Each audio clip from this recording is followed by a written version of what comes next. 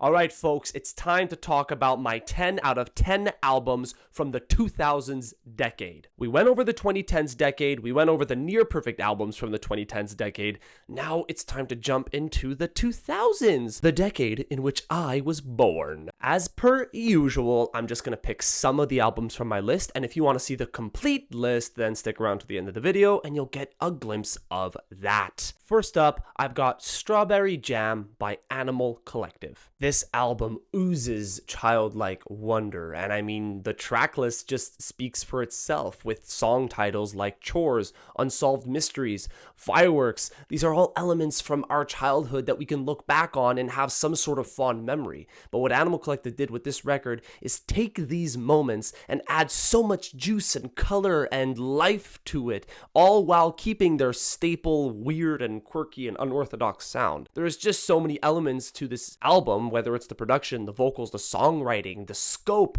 It's all just so wonderfully crafted, and I'm always listening to this album. Next up, we've got Mama's Gun by Erykah Badu. This is the neo-soul queen, and you can't really argue that, at least in my opinion. Mama's Gun is her magnum opus, and it sees her most iconic records like Didn't You Know on here, let alone the iconicism of the tracks. Just go to this album for her silky, smooth vocals, the amazing jazz-influenced production. There is not a single skip on this album. I don't care what you say. I don't care if you have an opinion. It's wrong if you say there's a skip on this album. Finally for today, I've got Drux by Aphex Twin. This album finds a way to balance his staple, fast-paced drum and bass instrumentals while also putting in some somber and beautiful piano ballads like Avril 14th. This may seem like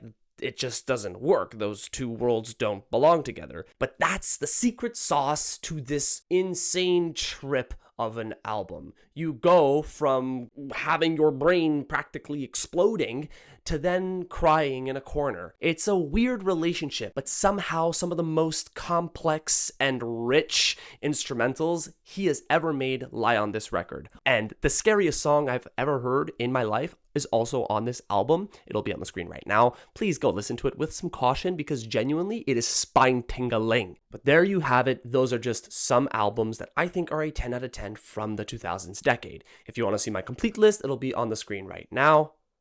Beautiful. But if you love music and you want to share that love with me, be sure to like, follow, subscribe, share, do all of that fun stuff, and I'll catch y'all next time.